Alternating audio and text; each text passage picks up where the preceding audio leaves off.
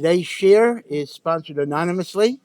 Again, very grateful to Mr. and Mrs. Anonymous, or maybe Rabbi Dr. Anonymous, and thank you very much for your Hachzakas Torah and your humility as well. I do have one interesting announcement I want to make. Starting next week, next Tuesday, we're actually going to do a new subject. Okay,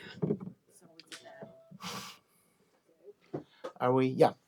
Starting next Tuesday, we're actually going to do a totally new topic, and that is, 2 weeks ago there was a special kenes in honor of the Rambam.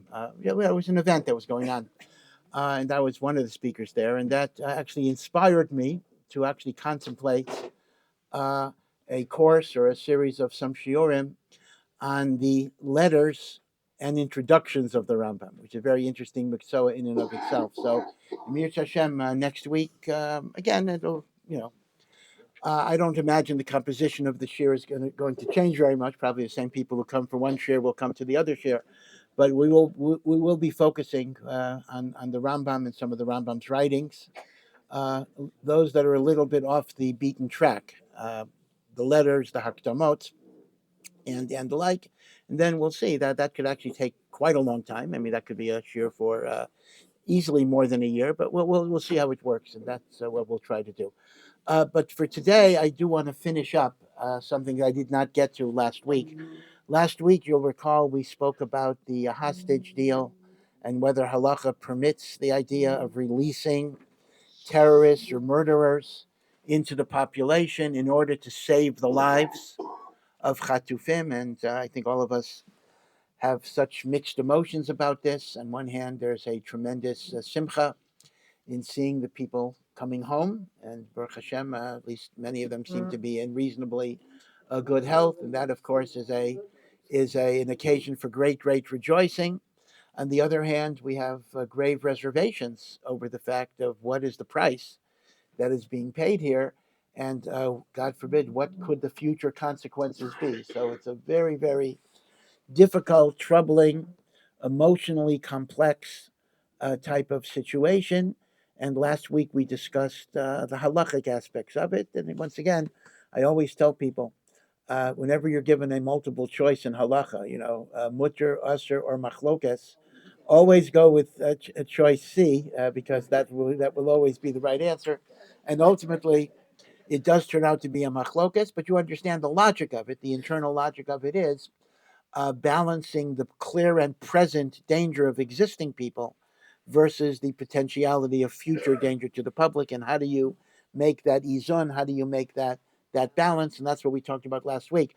But towards the very end, we touched a tiny little bit on the issue of the draft and who is obligated to serve in the army. And although uh, they say, as the saying goes in English, maybe it's from Shakespeare. No, angels, fear to tread where fools go, and I fear that. How does it go? Fools rush in where angels tread to go. So I fear I might be more of a fool than an angel today, because it is a very hot emotional topic. And again, to be serious, I mean, in Israel, it's not a joking matter because it quite literally is a matter of life and death. It's not simply a question of doing this job or doing that job, etc. So it is very emotional, and people get understandably very upset over it. I'm just going to try to be objective and kind of, as the motto of Fox News, we report, you decide. I'm not here to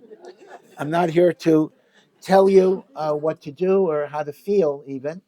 I just want to present the sides of the argument, be what you might call halachic journalism, uh, to once again express the two different views, and as to what are the different justifications for the different positions.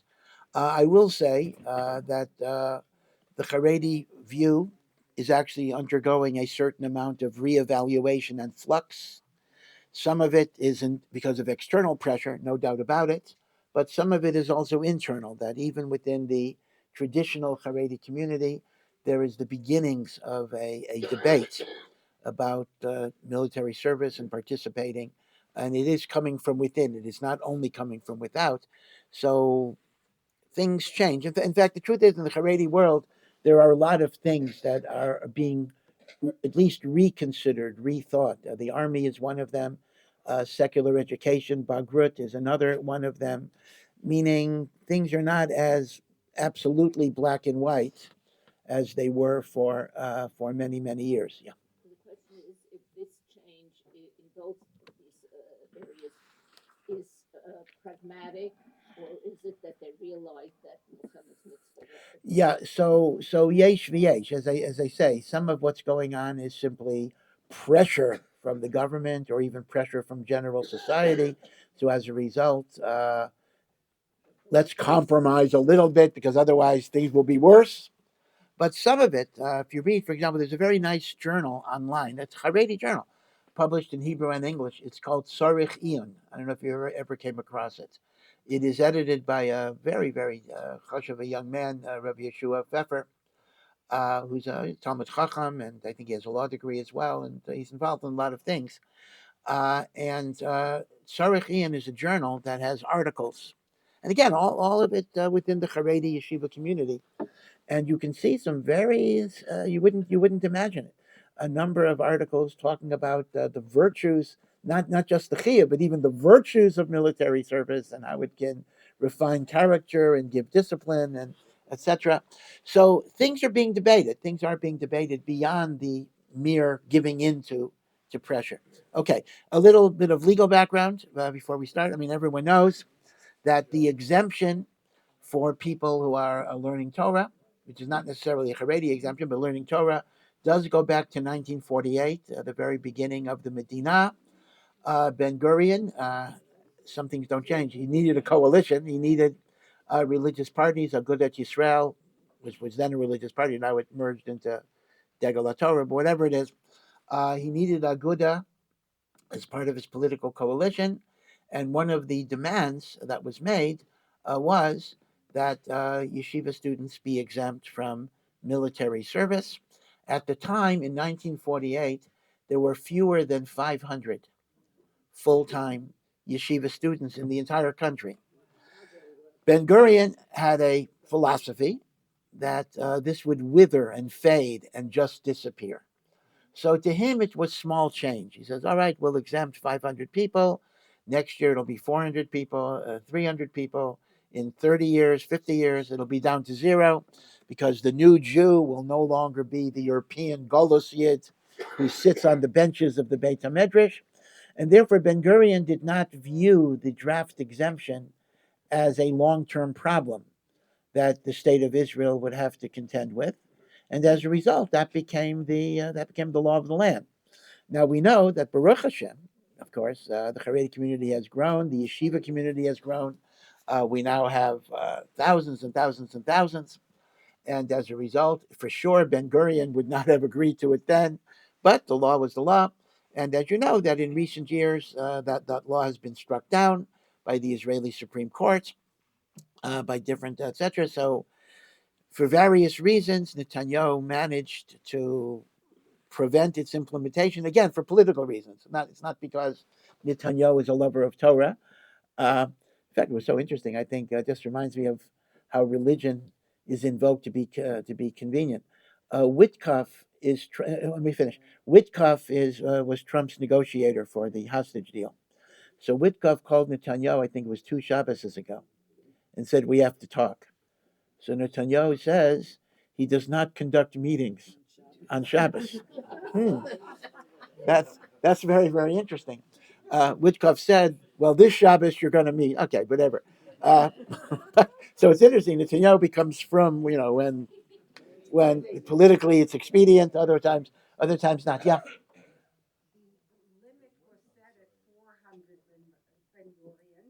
Yeah.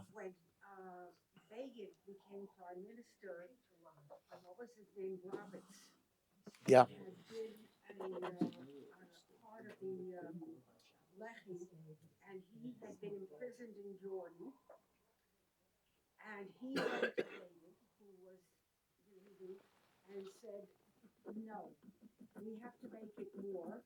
So Begin said, we'll make it 1,000, and Robert said, no, make it everybody. And Begin, without thinking, said, okay. So it was really Begin who created the situation that we have now. Yeah, well, that is interesting. I was okay. I didn't understand that way, but I'll look into it. I'll accept what you say. Begin, of course, Begin was not totally personally Orthodox, but Begin was very, very committed to tradition. He grew up in Brisk, so the Brisker Rav was his town Rav in Brisk, and in that sense, I could understand why he would be inclined to extend it, huh? He was just doing a favor to his comrade. A favor, yeah, yeah, yeah. So be it as it may, as you know, the issue of Haredim and draft is a very big issue. So let's set out both sides of the case. First of all, what is the case for compulsory military service? So we do have a category in halacha called milchemet mitzvah. There are two types of wars. There is what is called a mitzvah war, an obligatory war, a mitzvah war, and there is what is called a discretionary war, which is called milchemet reshus. Two types of wars the Torah recognizes. Milchemes mitzvah, the Rambam explains, falls into three categories. According to Ramban, there would be a fourth category. Category one is the war against Amalek, which in a literal sense we do not have today. Amalek as a nation is extinct. Category two is a war against the 7 indigenous nations of Canaan, which also is no longer applicable because they're extinct. But category three of Milchamet Mitzvah is still tragically very, very relevant in our day, and that is Lahoshia es Yisrael miyad tsar, to save the Jewish people from an enemy that is trying to destroy them.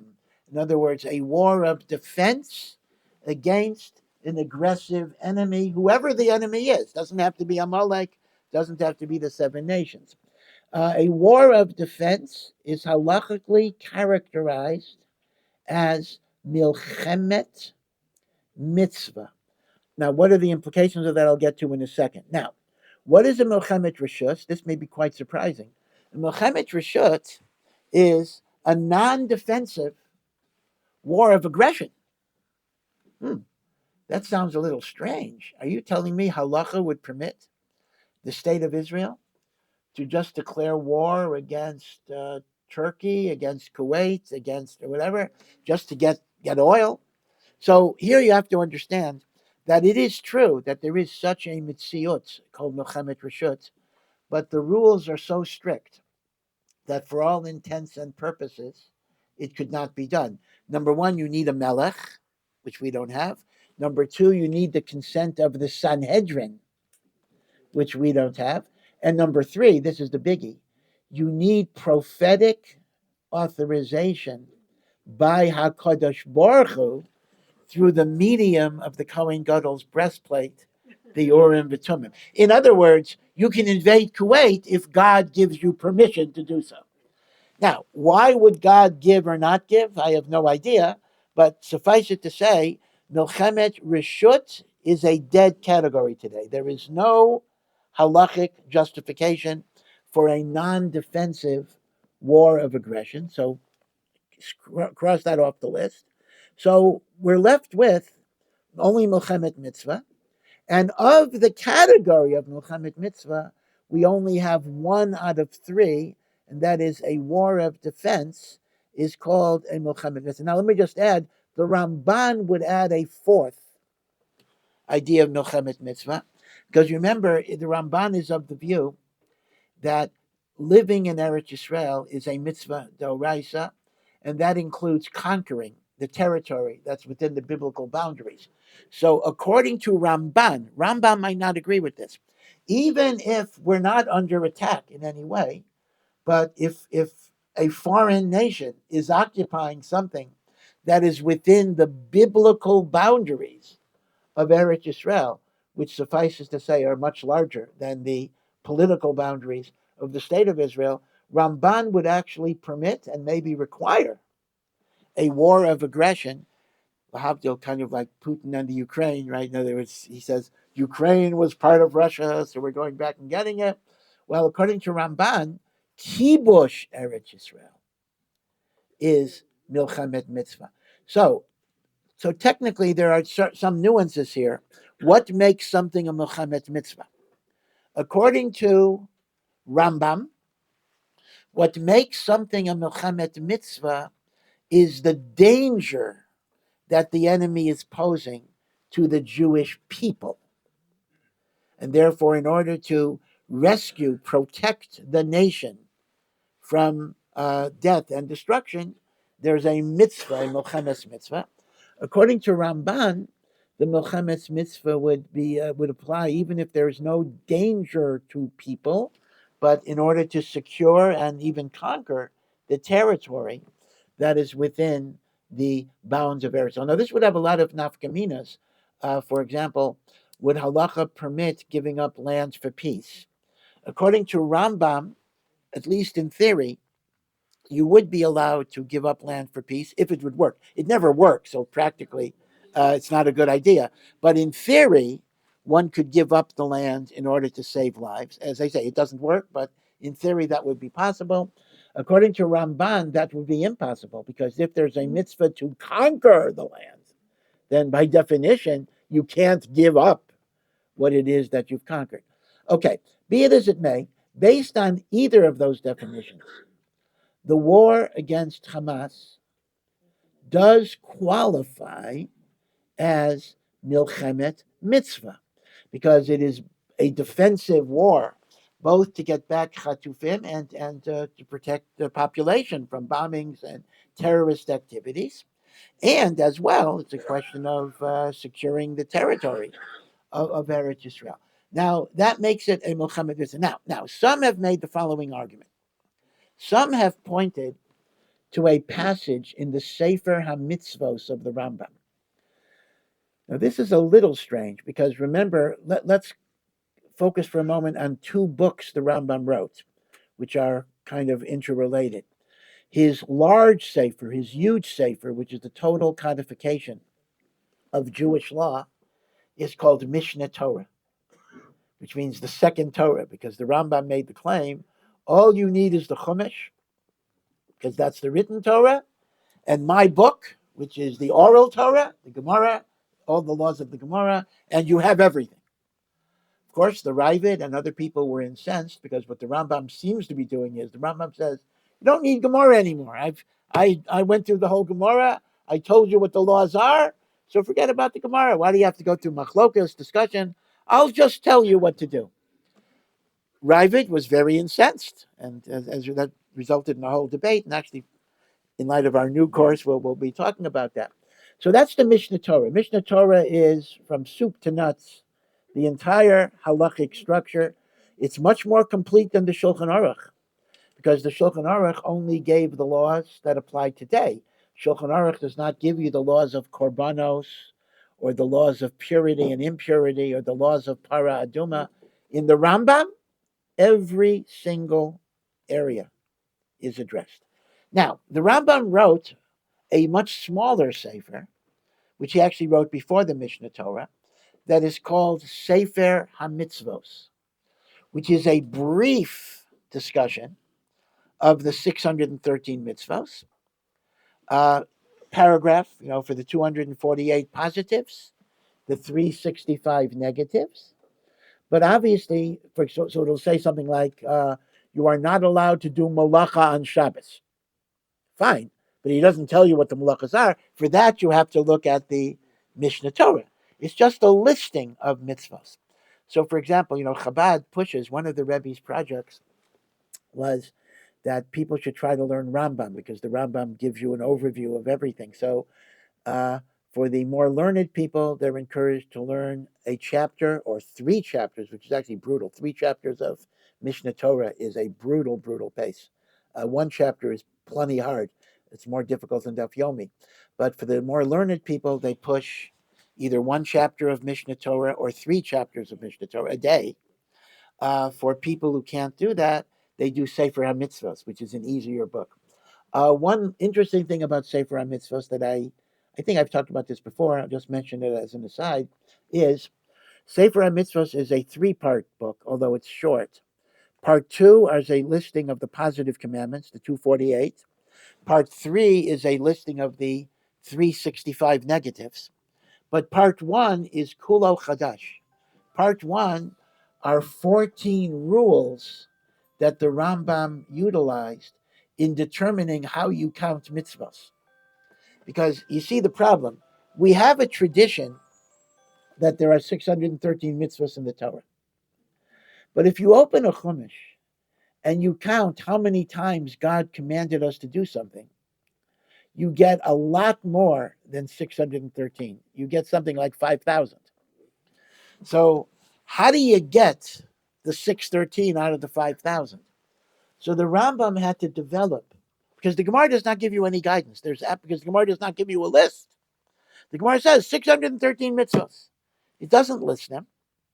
So the Rambam developed. This is really a tour de force because no one had ever done this before. The Rambam was not the first enumeration of mitzvot, but the Rambam was the first one who compiled what you might call scientific methodologies for what do you count, what don't you count. And a lot of it, you'd imagine, is that a lot of details are subsumed. So, for example, bringing a sin offering, a korban chatas. Now, the Torah says the Kohen shall shecht, and the Kohen shall sprinkle, and the Kohen shall burn, and the Kohen shall eat. So, technically, there might be 20 commandments, but the Rambam says that only counts as one. Bringing a sin offering in accordance with the procedure outlined. Right? Shabbos. There are 39 things you're not allowed to do on Shabbos. Don't cook, don't write, don't tie, don't carry. Do we count that? Well, if Shabbos were to be 39, you'd run out of the 613 pretty quickly. But the answer is no, it only counts one. Do not do malacha on Shabbos. And malacha is defined in 39 ways. So the Rambam developed all sorts of criteria regarding what's counted, what's not counted, and that's how he gets this 613. They're kind of categories. That's correct. That's correct. And therefore, you aggregate many details subsumed under a single mitzvah. And that, by the way, is a very fertile source of debate. Ramban, who wrote a commentary and a criticism of the Sefer HaMitzvot, most of his focus is on those klalim of Chelek Aleph. Okay. The reason I'm bringing this up is that in the klalim, he just mentions generally, because he says, I don't want to repeat this every mitzvah, so I'm going to tell you some things up front. He says, certain things require a melech, and when there's no melech, the commandments are not operative. And I'm not going to repeat it every time. He lists in the klalim those mitzvahs, and he mentions dinei milchama. Actually, he says require a Beit HaMikdash and a melech. Now, this is actually a very perplexing passage. First of all, this rule that dinei milchama require a Beit HaMikdash and a melech does not appear in the Mishnah Torah. So it's a little odd that in the actual elaboration of the laws of war, the Rambam mentions no such requirement. Very perplexing. But the other thing that's very strange is, could the Rambam possibly be literal here? That we are authorized to fight a war only when there's a Beit HaMikdash and a Melech? What does that mean? Hamas attacks us. Our response is, can't do anything because no Beit HaMikdash. So it seems clear to me, at least, that when the Rambam says Dinei Milchama require Beit HaMikdash and Melech, he is only referring maybe to the wars against Amalek when they're non-aggressive. In other words, to wage a war of aggression against Amalek and the 7 nations. But the third category, to rescue the Jewish people from an active enemy that is trying to destroy us, as a matter of common sense, we have to have that power. B'chol et u'b'chol sha'ah. And the reason I'm bringing this up is that occasionally you will find in the anti-conscription shita that this is not a milchemet mitzvah because there's no melech and there's no Beit HaMikdash, and they're basing that on a text in the Rambam Sefer HaMitzvot.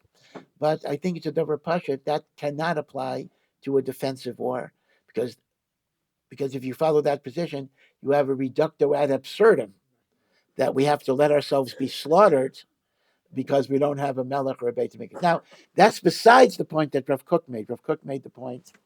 Of course, Rav Kook died before Medinat Yisrael, but he made the point that the shilton, the ruling authorities that the Jewish people designate as their government, halachically has all of the powers of a melech.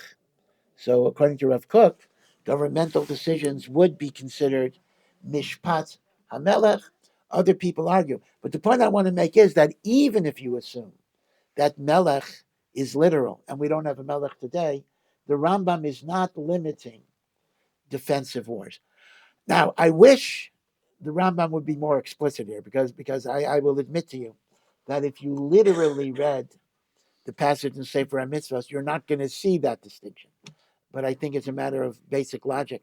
And it bothered me a lot. I very rarely, because I get so many emails, I am very, very, very careful not to bother people with emails because I know what it's like on the receiving end. But this was a rare instance where I actually consulted with some poskim rabbanim sent by email, and they more or less came to the same conclusion that any defensive war is a milchemet mitzvah, even in the absence of melech and even in the absence of Sanhedrin. Yeah. Even if the Rambam exists as the pastors that the war against Hamas would not qualify as milchemet mitzvah, there's still other mitzvot like no time Yeah. that would apply. So Yeah.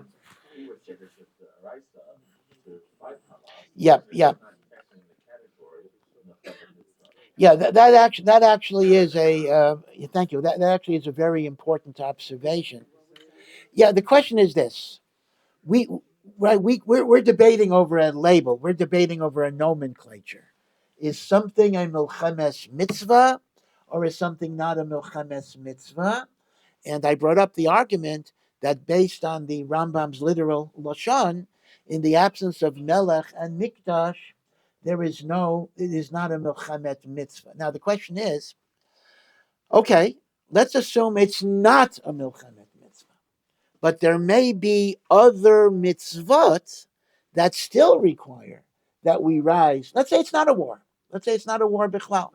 But there's a mitzvah of lo tamod al dam reyacha. This is Vayikra Perik Yutes. Do not stand by idly over someone's blood. Pikuach nefesh, to intervene to save people. So obviously, the Rambam doesn't mean if it's not a Muhammad mitzvah, we just let ourselves get slaughtered. There will still be other chiyuvim. However, there is a very big difference whether you can subsume something under Milchemet's mitzvah or whether something is just part of the general mitzvah of saving people. And I'll address that. But you are correct. Meaning, even though I do believe it is a Milchemet mitzvah, but the truth is, the chiyuv of defense and protection does not rise or fall on the nomenclature. But I first want to talk about the Milchemet mitzvah implication, and then I'll try to address the other thing. Okay, so let's assume that it is a Milchemet mitzvah, as many poskim have acknowledged. So what are the implications? What are the implications of something being called a Milchemet mitzvah? Now, if you remember Parshas Shoftim in the Chumash, so the Torah says, in time of war, there are a number of people who are exempt from military service. The Torah itself gives you exemptions. The person who betrothed a woman and did not yet consummate the marriage, which today is, you never really have that situation. A person who built a house and did not yet live in it. A person that had a vineyard and didn't yet eat its fruit, and even a person that's scared because he may have a debilitating effect on combat morale. And these are people that are exempt from military service. So the Gemara in Saita, or the Mishnah in Masechet Sota, says the following. When do these exemptions apply? They apply to Milchemet Rishut. If there's an optional war of expansion, meeting all the conditions I said, Urim B'Tumim, Sanhedrin, these people are exempt. But when it's Milchemet Mitzvah, Hakol Yaitzin, everybody has an obligation to participate, whether it's in fight, in combat, or the back lines. And it uses the phrase, Afilu Chatan Mechedro, V'Kala Mechupata. The Chatan is pulled out of the Yichud room. He's getting married. Go. And then it mentions, somewhat surprisingly, even the Kala. Now, I'll talk about that a little bit, because that would support Giyus Habanot, which no one in the Haredi world has ever agreed to. But I'll come back to it. Well, let's leave Giyus Habanot a little bit to the side. I want to talk about the males, the men, for a moment. So the pashtus of the Mishnah in Saita is that there is no exemptions for Milchemet Mitzvah. Now, the truth is, strictly speaking, there are exemptions even from Milchemet Mitzvah, which to some degree, even the army today will recognize as a matter of secular law. For example, Shana Rishona, after consummation of the marriage, the Chatan is given a year to be with his wife, etc. So there are limited exemptions. But the pashtus is the following. The pashtus is that once something is Milchemet Mitzvah, and Milchemet Mitzvah has virtually no exemptions. So what exemption is there for somebody who's learning Torah or Yeshiva or Haredi or whatever it is? There seems to be no exemption at all. Now, that doesn't mean everybody's going to have combat duty, because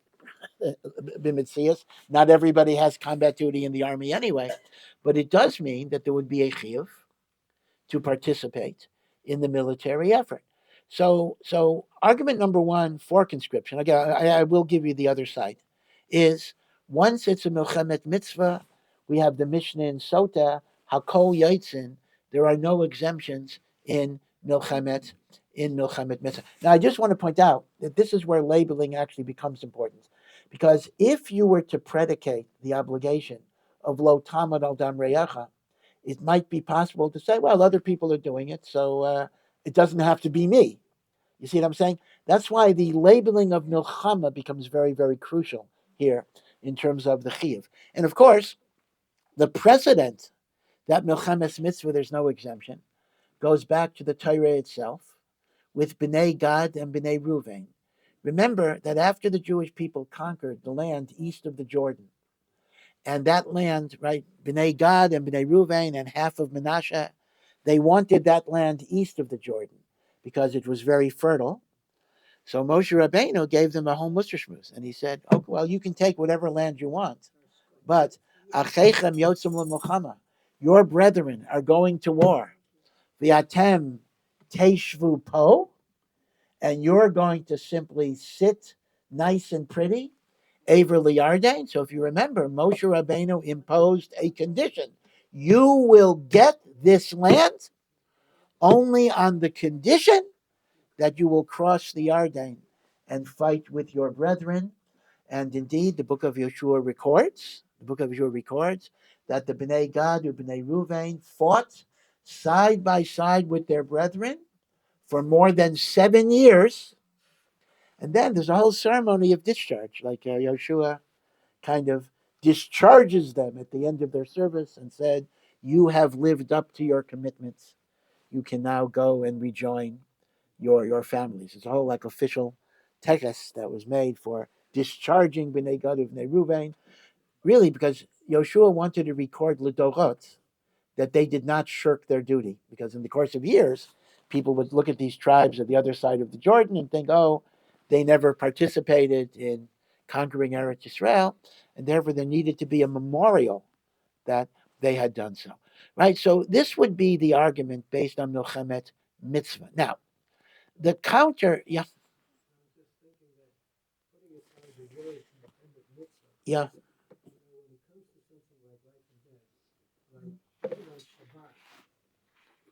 observe Shabbat. If someone is dying and you need to help them, and you have to be over the halachot of Shabbat, it's pretty clear that you can do that, right? Yes. So why, instead of using words like mitzvah, why not say that in pikuach nefesh that it's a chiyuv to do something? Yeah. So again, as I said, it is true that you could predicate the obligation on Milchemet's mitzvah. You could predicate it on don't stand by idly over your friend's blood. You could predicate it on the basis of pikuach nefesh. But the reason why the label of Milchemet's mitzvah is an important label is that when you base the chiyuv on other things like pikuach nefesh, a person would have the right to say, well, if somebody is handling the situation, I don't have to do it. In other words, like anything else, if someone gets a heart attack and Hatzalah comes and brings them, I don't have to do anything. So, in order to create a universal obligation, you need to subsume it under Dinei Milchama. Now, the counter text is a passage in the Rambam again, and the passage in the Rambam is not so clear cut, and it's really based on the way it's interpreted. It requires a double jump. But let me just tell you what it is. In the laws of Shemitah v'Yovel, which is talking about Shemitah, right? Nothing to do with wars per se. At the end of Hilchos Shemitah v'Yovel, the Rambam has, as he often does, the Rambam often ends his halachic discussions with a bit of philosophy or musar. That's one of the stylistic charms of the Mishnah Torah, is that unlike the Shulchan Aruch, which is just rule after rule after rule, the Rambam also is rule after rule after rule, but he'll often end with a kind of inspirational message or a philosophical insight. Not always, but very often he does. So in Shemitah v'Yovel, he digresses to discuss the special role of Shevet Levi in Klal Yisrael. Shevet Levi, in the time of the temple at least, was a tribe that was not given a defined portion of land. They had 48 cities scattered throughout Eretz Yisrael. And the Rambam explains that God wanted to free the Levium from agriculture, from having to get involved in business. He wanted them to be the teachers and the scholars, the Talmidei Chachamim of Klal Yisrael. And that's why they were dispersed, so that every tribe would be connected to the influence of the Levium. So their dispersal is precisely so their influence should diffuse Klal Yisrael. 48 cities. Basically, every tribe designated 4 cities for the Levium. That's how it works. And again, in Sefer Yoshua, the exact cities are listed. Hebron, for example, was a Levite city. We know from later Nov was a Levite city, but 13 of those cities were given to Kohanim. So that's why it's called Nov, the city of Kohanim, that, of course, Shaul massacred because they gave food and shelter to David HaMelech. Okay, so the Rambam then goes on and says, because the Torah wanted Shevet Levi to be totally panui to Avodat Hashem and Limud HaTorah, Shevet Levi is not Yotzei La Milchama. So the Rambam creates, I'll discuss if there's a makor for this, a new exemption that is not explicit in the Torah at all. And that is an exemption of Shevet Levi from Milchama in order to enable them to continue their Torah learning. Actually, it's a bit of a question. Torah learning or Torah teaching? That's going to be very, very critical. But there's a Shevet Levi exemption. Now, the Rambam doesn't, first of all, what's the source of the Rambam that Shevet Levi is exempt? The Torah does not say in any list of exemptions that Shevet Levi is exempt. So the truth is, the Rambam does have a makor from the Sifri. It's not in the Gemara. The Sifri does indicate Shevet Levi is pater mil milchama. Now the question is, well, is that only Milchemet Reshut or even Milchemet Mitzvah? Again, machlokas, but some posit that there's a Shevet Levi exemption even from Milchemet Mitzvah because of their role as, again, is it learners of Torah or teachers of Torah? That's itself an interesting question. Now, okay, well, at most that would exempt the Levium, maybe, right? But how does that cover everyone else? So now they go with another passage of the Rambam. After the Rambam extols the spiritual grandeur of Shevet Levi, the Rambam then says the following: Lo Shevet Levi bilvad. It is not only Shevet Levi that has this distinction, but any individual who devotes his life to serve God and to study his Torah, Hashem will take care of him like a Shevet Levi. Now, again, you have to be very careful there. I should have put this on PowerPoint or something. The Rambam does not say, and therefore you're exempt from war. The Rambam is dealing with a spiritual idea that the special protection that God gives to Shevet Levi, God will give to every individual who truly becomes like a Shevet Levi. Now, the B'nai Yeshiva argument is, that's why it's a double step. The Rambam exempts Levi from war, and that includes Milchamet Mitzvah. That itself is questionable. Number two, the Rambam says anybody can become a Levi in that sense. Therefore, that carries along the exemption of war. So first of all, it's not clear the Rambam didn't. I mean, listen. Obviously, when the Rambam says everybody can become a Levi, he doesn't mean that in every way. He doesn't mean if I'm full-time kollel, I can get the second aliyah, right? He doesn't mean I can eat meiser rishon. So obviously, the Rambam never meant that in every single way you become like a Levi. So it's a big interpretive leap to apply that idea to a ben yeshiva, but this is the argument that Shevet Levi. Now, the big question, and again, I'm trying to be very dispassionate. I don't want to be political, and that is, does the Rambam's description pick up every kid in yeshiva? The Rambam is talking about a person. He's describing a person who gives his life to serve Hashem, and especially he emphasizes who teaches Torah. He's Moser Nefesh. He sacrifices. He's totally devoted. Now, again, yeshiva guys are great. I mean, some of my best friends, and they're certainly doing a worthy endeavor.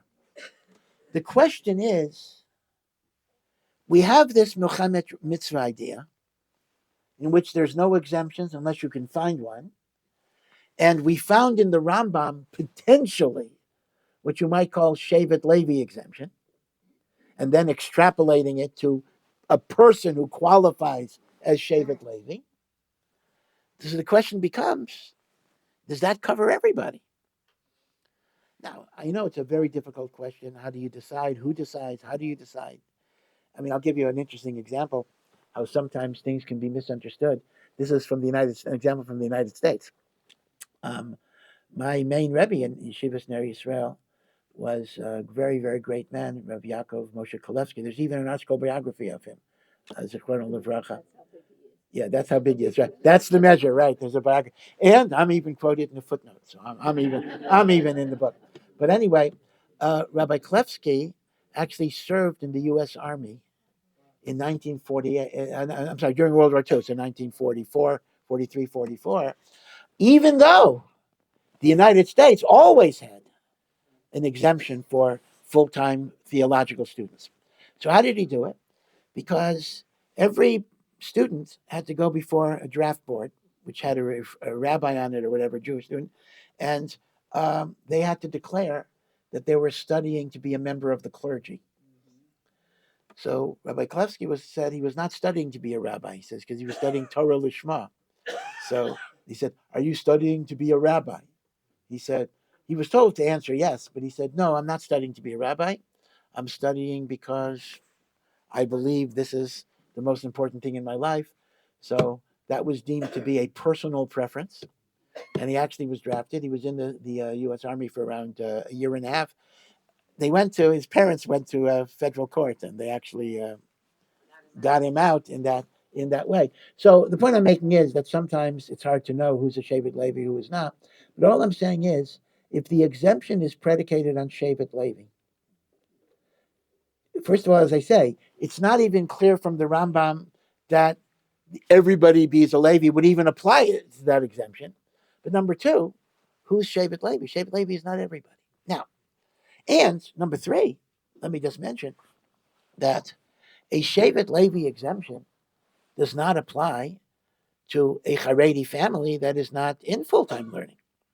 In other words, how do you get from Torato Umnato, someone who's totally devoted to Torah, to a general Haredi exemption? What does one have to do with the other? So there's a second argument that is made. So one is based on the Rambam.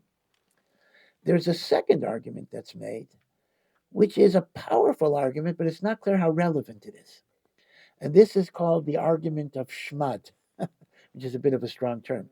And that is, the claim is, my child goes into the army, he will come out a kofar, he will come out and not be chorus, he will come out a machalel Shabbos, he will come out promiscuous sexually, and he will be totally assimilated to secular Israeli culture.